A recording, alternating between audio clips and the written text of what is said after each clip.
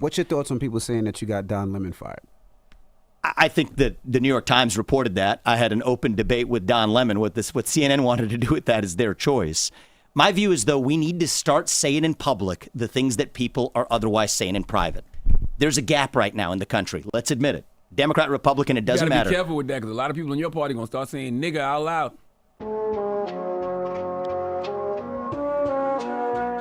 Hey guys, before we begin, I'd like to thank you for watching this video.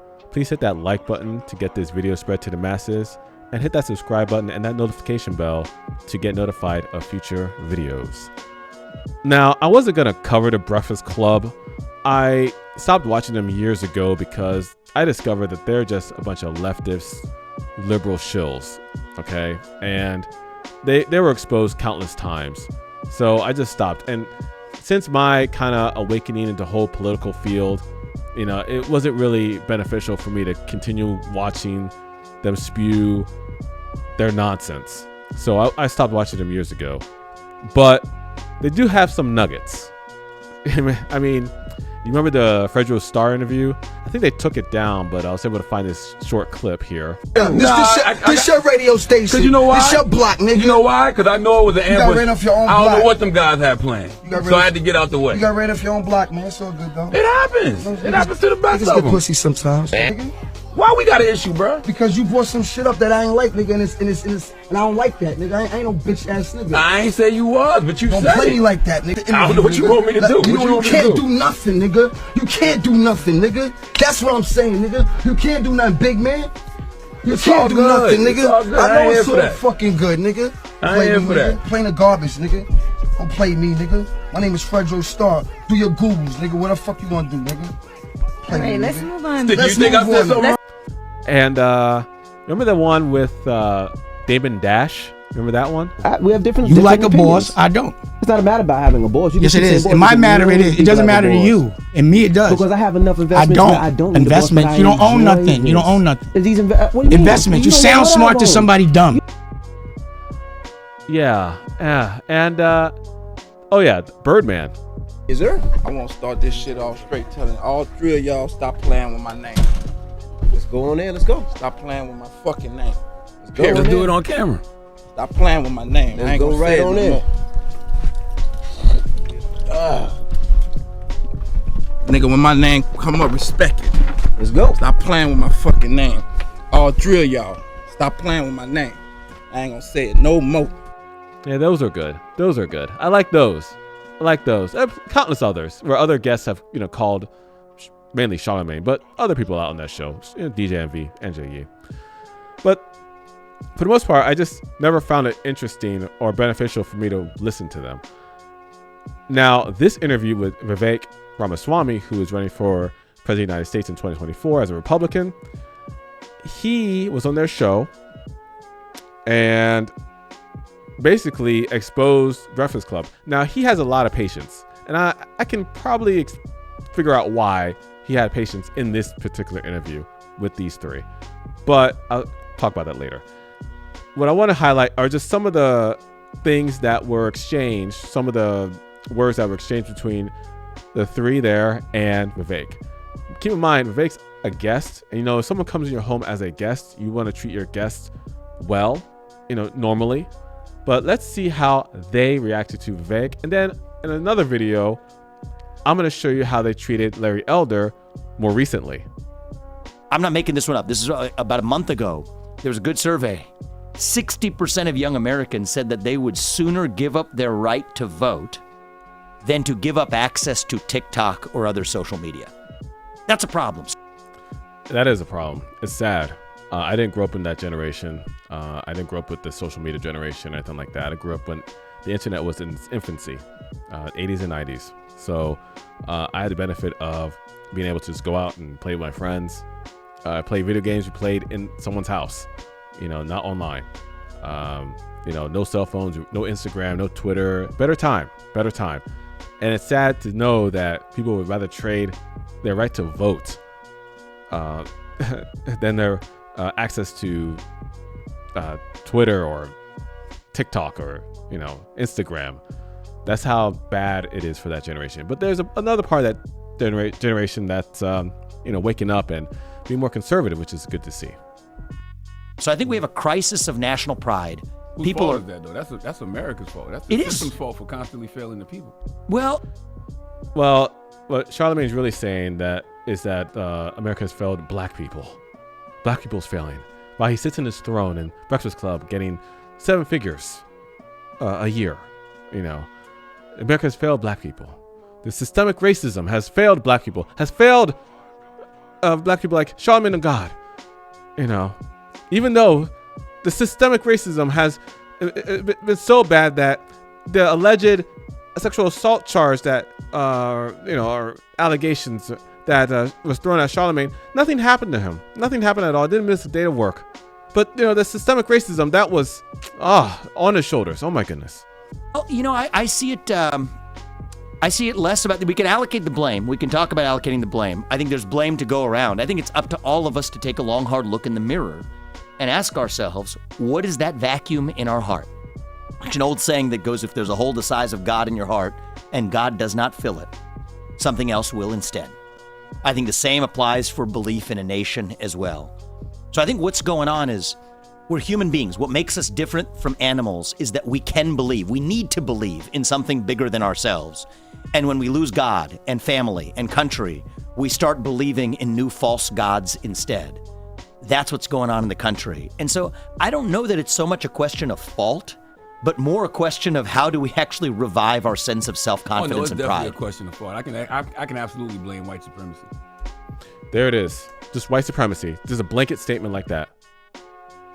100%. Really? Yeah. See, say more, and then I'll respond to that. I mean, just look at the history of the country. No examples. This is what I don't understand. These people, Charlemagne, Envy, and this other woman that they have on, I guess to replace Angela Lee, they have countless guests come on this show. You would think that over the years, they would get a broader view on things, some nuance, some understanding, not just surface level, but peel the layers, to get a better grasp of what's going on. But no, just a blanket statement, white supremacy. That's it. Just blame white people. Just blame white people. Again, while he sits on his makeshift throne, collecting millions upon millions. And I'm not saying he doesn't deserve that money. I'm just saying the gall of people who deserve that money, who have made it, telling other people that white supremacy is going to hold them down while they've made it. You see what I'm saying? Others like LeBron James. I know some of y'all love LeBron James. Other than him playing basketball, and he's not the GOAT. I'm sorry, Michael Jordan is the GOAT. Mark Jordan will always be the GOAT. He acts the same way. I can't walk out of my house. I don't feel safe. All this BS that he starts spewing all the time. And people fall for it because they love, the basketball. He plays basketball so well. No, he doesn't. LeBron is not good for an NBA in that standpoint. And he has no balls. He doesn't even stand up for him against China. He just, bends over. That's all he does. Like, it's really just that simple for me. The country has never fulfilled its promises of freedom, liberty, and justice for all. It's always been freedom, liberty, and justice. Well, what Vivek goes in saying is that we have ideals, and it's an ideal that we're all reaching, stuff like that. Let's move on to the replacement of Angela Yee here. A couple of questions for you. I will, absolutely. And the way this is opening up, I have a feeling I'm about to fail it, but that's good. Let's do it. That's right, yeah. Just for clarity, I am an independent. I'm not a Democrat or a Republican. Cool. I think that's important for the premise of the argument because please. I know you did a lot of debating at Harvard. I also want to make it clear these are the same questions that I asked liberal Democrat Marianne Williamson. So I haven't seen that interview. I'm sure like lobs, softballs, and then probably laughing and everything. Nothing special. I want to make sure that we put that out there as well, just to kind of set the foundation. I'm open to being humbled. Let's do this. Okay, great. Let's go. So you mentioned, the pride of being an American and how important it is to have pride in this country. I'm also a veteran, by the way, for the United States Air Force. So when is it that you voted for the first time? I voted in 2020. Okay, so you're how old again? I'm 37 years old. So for how many years you sat around and did not get involved at all in any civic engagement? Is that my understanding? A long time is the answer. And actually, that's what I wrote this book about. I'm not holding myself out as some sort of model. I'm actually offering myself as a self-reflection of my journey as a citizen to whom this country has given much, right? As an adult, when you have kids, it changes your perspectives. I'm very honest about that. Absolutely. Okay, no problem. So let's go deeper into the self-reflection. So you've sat around for, and sir, I'm being as respectful as I possibly can. Please don't take anything and you don't even have to be. And you don't even have to be. So take it off and let's go. So you've been sitting around in the country that... Respectful. She already said he was sitting around. And she says it a few times. You've sitting around for 20 years, you know, but she must be respectful to him. Okay, just keep watching how condescending she gets. It gets worse. My ancestors built for about 20 years. Your parents came over as immigrants, brought you over. You made millions, according to your resume, off of this country, and you have absolutely not been involved in civics. One, not voting, and two, let me just ask, because I know you mentioned earlier. Is this a quick note? I think that's a kind of a, me personally, and I could be wrong, but I think that's a kind of a snide comment towards immigrants coming into this country and being successful, even more so than blacks who have been in this country for generations, because there is, for those who are listening don't know, there is kind of a rift. Now I know Ramaswamy is Indian, he's not black, but there is a rift between Africans and blacks, black Americans, okay, coming to this country, because Africans coming to this country, like Nigerians for example, come out to be very successful, not just them who come from Nigeria to the country, but their children, but versus black Americans who have been here for generations and complain about systemic racism like these people do. But my thing is, how can you say systemic racism when, until you hear that person's voice and maybe hear an accent, or you see that person's last name, how can you differentiate from someone who was born in, let's say, Rwanda or Kenya or South America or Liberia versus someone whose family's been in America for generations? You won't know. You won't know. In fact, there are people who may not even have much of an accent because maybe they went to a English-speaking school. They've worked on getting rid of their accent as much as possible to assimilate into the American culture. But I'm going on a tangent, but I think that was kind of a snide remark there that I caught. I don't know if other people caught it reviewing this, but that's what I caught. You don't want to sit around at the debate and talk about accomplishments. Let's make the accomplishments pretty simple. In high school, were you ever a class president or take any leadership role? Because your opponent did, Chris Christie. He was the class president. So have you ever taken any leadership at all on anything, or just... Can I just correct a couple factual things that are kind of important? My parents didn't bring me over to the country. I was born in this country, and I'm proud of that. No, I know you were born in... You see, I think in this moment, Vivek figured out what was going on. I think he just saw the writing on the wall and knew what the show really represented. But he's being calm about it. And the reason I say he was calm, because this is my opinion. I mean, I could be wrong, but when it comes to emotions, why would you allow yourself to get emotional from someone's opinion who you think little to nothing about? That's it. And I think that's why he is not as frantic, what are you talking about, talking back or snapping back. He doesn't go in and starts yelling at them or starts clowning them or anything like that. He stays professional. Also, one, because he knows that if he does get out of turn and it's all hysterical and stuff like that, it's going to be clipped and cut and used on the campaign trail, and it's not going to look good for him. Not gonna look good for his family. He's not gonna look good for anything, anything that he's trying to do. So he's trying to stay cool and calm, which is great. But again, I think the reason is that because he doesn't think too much of them, and he's gonna, after this interview, he's gonna look at his campaign manager. He's gonna be like, okay, yeah, we did that. Okay, 11 o'clock. Where are we going? here in Ohio. Yeah. Ohio. You mentioned my I'm parents. saying your parents were immigrants. My apologies. That's all right. You said your parents brought you over to this country. I Yeah, thought I my would set that apologies. record straight. I mean, they were immigrants, but let's not go down the water hole. No. We're not going to water. I just want to. The water hole. Yeah, you were wrong, and you were caught saying the wrong thing. He corrected you, and now you say, let's not go down the water hole. You know, come on. You're just trying to save yourself. Get out of here.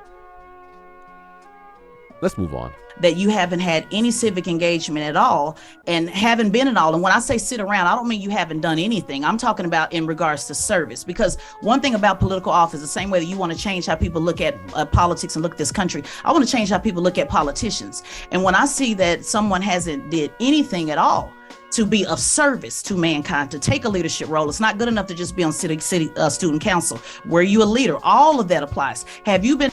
See, this is the thing. This is what I understand. First of all, who is she to dictate what the criteria is? Who does she think she is? Who does she think she is? That number one. Number two, we have something called career politicians. Okay, you have Hillary Clinton, who was she wasn't always a politician, but she was in that environment. She was the first lady of Arkansas. Okay, she married to Bill Clinton. First Lady of the United States of America. She was the Secretary of State for Obama, and just before that, she was Senator of New York. Okay, so she's been in politics all her life, and she ran for president twice, and she was rejected twice. Okay, then you have the current asterisk president, quote unquote president, Biden, who was a senator for so many years. Okay, then he became vice president under Obama, and now he's in the position he's in today. Okay, but another career politician. You have Mitch McConnell. You have Dianne Feinstein, who should have retired a long time ago. I mean, she's not well. She gave most of her duties to her daughter. I don't know what's going on there. You name it. You have all these career politicians who we can constantly complain about because they're out of touch and they're all in it together, the uniparty. But she is all about that. That's what I'm getting from her. She's all about that. You have to have all these civic duties, these leadership positions. So it doesn't matter if you're in the business and having a company that's made millions upon billions of dollars. And I'm not voting for Vivek. I think he says a lot of good things. I'm voting for Trump, obviously, but I'm saying that he's done a lot in his time as a businessman and made jobs for other people. For her to have a gall, has she made a job for anybody? Has she created jobs for people? Has she created helped lead a company that made medicine that helped people? I don't see her resume. I don't see that. I've always been drawn to healthcare. That's why I ended up founding companies in that space. When I was in high school, part of what drew me into it was that I was a volunteer at a local hospital. I actually became the leader of that group of volunteers that actually discharged women who had recently given birth. That was it. Nothing big to it. Did you do anything we can point to stand out? But I want to say that's not enough for her. That's not enough for her, right? Okay, that's enough. That's from her. That's enough for her. She's just trying to sound like an intellect. She's not an intellect at all. All right, let's move on. How did I develop a multi-billion-dollar biotech company? It was by developing medicines that save people's lives. A lot of people say capitalism causes poverty. Yeah, I disagree with that. Okay. I disagree with that. I think that capitalism demands that you provide something to someone that helps them more than you're actually charging them for it. That's the only way. That's the a tried business and true model, way sir. That's it not is a business service. model. It's not. I'm not saying that's not service. I'm saying it's having an impact on a society. An elected official is service. That's the disconnect. That's right. So now I'm moving on to there are phases of our lives where we do different things. Exactly. Okay. People change position. People work in the private sector for many years, and then they say, okay, you know what? I want to go in the public sector. I want to work in the government. I want to be a governor. So you have many governors, many senators who have worked in the past for, let's say, law firms or what have you, who have a lot of money. They've done the private sector, the private sector thing, and then want to do the public sector. Some people, like I said before, career politicians, they want to do government all their life. It could be positive, could be negative. I think it's mostly negative, but that's there too. So for her to say something like that, it's just ridiculous. But that's enough from her. Let's just go. I know I said that before, but she just takes the whole interview. She claims that he's not letting her talk, but she's talking on the whole time. Why is like one of your marquee campaign proposals making sure black people can no longer benefit from affirmative action? See, here's the thing. It's actually been a disastrous experiment over the last 60 years. So my view is, I think my approach is actually going to be more successful in lifting up more black Americans than have been the Lyndon Johnson approach of actually using race-based quota systems. So if the Supreme Court does rule on affirmative action and they do ban it, who do you feel it benefits versus who it hurts? I think that it helps everyone if they end race-based affirmative action. So affirmative action is a race-based system. It's a racist-based system. So for Charlamagne Tha God to say, oh, well, I don't know about, taking that away, the opportunity, blah, blah, blah. Well, isn't that what we want? Isn't that, don't we want a merit-based system for everyone? Equal opportunity, not equity, opportunity for all. I think that's what we should strive for. Not, okay, you're black, you can get in, you're white, stay out. You're Asian. Asians had an issue with Harvard. That was a big issue because Harvard was rejecting Asians in college admissions. I think it will literally help everyone in different ways because it restores merit in the United States. Are we perfect in ensuring equality of opportunity? No, we're not. The fact that kids are trapped by the zip code in which they're born, determining where they go to school, is a problem, which is why I favor universal school choice in this country, which has actually done more to help black Americans than has any affirmative action program. Yeah, I think I agree with that. I think merit-based has the way to go. It's the way to go. It'll encourage people to study more, I believe, who really want to get to that place in life. You'll have to work hard. That's what it is. You have to work hard. You can't just get everything you want. Just get things handed to you. You have to work for it. And merit-based system forces you to work for it, assuming you really want it. Now, is it completely fair? No, because we're human. You're flawed. Of course not. Like you said, the zip code, it determines what school we go to, which we should have school choice. I believe that as well. Although, really, I wouldn't take, for me personally, I would not take my kids to public schools. These days, public schools are trash. I would say private school, if you can afford it, private school. What's your thoughts on people saying that you got Don Lemon fired? Well, see, this is clown right here. Don Lemon screwed Don Lemon. You remember that Vince McMahon interview? Like Bret Hart screwed Bret Hart after the Montreal screw job. I truly believe that Bret Hart screwed Bret Hart. It's no. This Don Lemon screwed Don Lemon. Okay, Don Lemon screwed Don Lemon. He was saying some things that went against, let's say, was out of turn with CNN when it came to women's sports and him stating facts.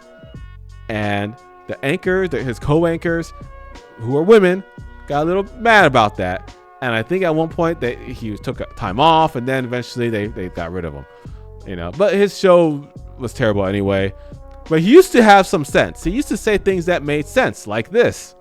Here's number 5. And if this doesn't apply to you, if you're not doing this, then it doesn't apply to you. I'm not talking about you. Here's number 5. Pull up your pants. Sagging pants, whether it's Justin Bieber or no-name Derek around the way, walking around with your ass and your underwear showing is not okay. Number 4 now is the N-word. I hosted a special on the N-word, suggesting that black people stop using it. Now, number 3, respect where you live. Number 2, finish school. And number 1, and probably the most important, just because you can have a baby, it doesn't mean you should, especially without planning for one or getting married first. But I do disagree on what you said about affirmative action, because I feel like without that legislation, I don't think black people stand a chance. We had to create. Black people don't stand a chance. That's what he's saying. Black people don't stand a chance. See how little he thinks of black people? Capabilities of blacks in this country. That's how little he thinks. A piece of legislation. Oh, that's it. Blacks don't stand a chance. Do you see this? And I think many other people saw this as well because they saw and they voted this video down. The ratio was terrible for the Breakfast Club. And you think they would learn from this. But no, the next video I'll put out is about Larry Elder and his interview, which was more recent, and how they viewed and treated him. My view is, though, we need to start saying in public the things that people are otherwise saying in private. There's a gap right now in the country. Let's admit it. Democrat, Republican, it doesn't matter. You gotta be careful with that, because a lot of people in your party gonna start saying nigga out loud. You see the ignorance. This is ignorance 101. Anyway, this is again why I don't watch the Breakfast Club anymore, because you don't learn anything significant from them.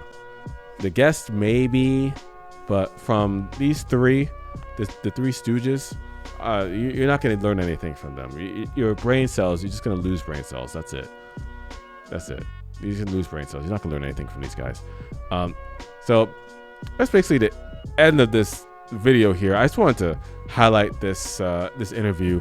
I'm gonna post the next interview with Larry Elder, and it's just as ridiculous. You would think again that they would learn from this one, because they got so much backlash from this interview that you would think they'd learn how to treat Larry Elder, but no, of course not. Why would you expect something, for them to even learn something, because again, these guys are just Democrat shills. They'll say whatever they can to please the liberals. Charlemagne has learned anything over the past how many years of doing this show. Same with DJ MV, and same for that other woman. I don't know who she is. It's a shame, but that's where we are right now. Well, I hope you enjoyed this video. Please like, share, and subscribe, and leave a comment below. Let me know, what do you think about the Breakfast Club? I mean, are they relevant today? Are they shills? Do you still watch them? Do you think they're important to society? Do you like what they have to say? Let me know in the comments below. Until then, take care.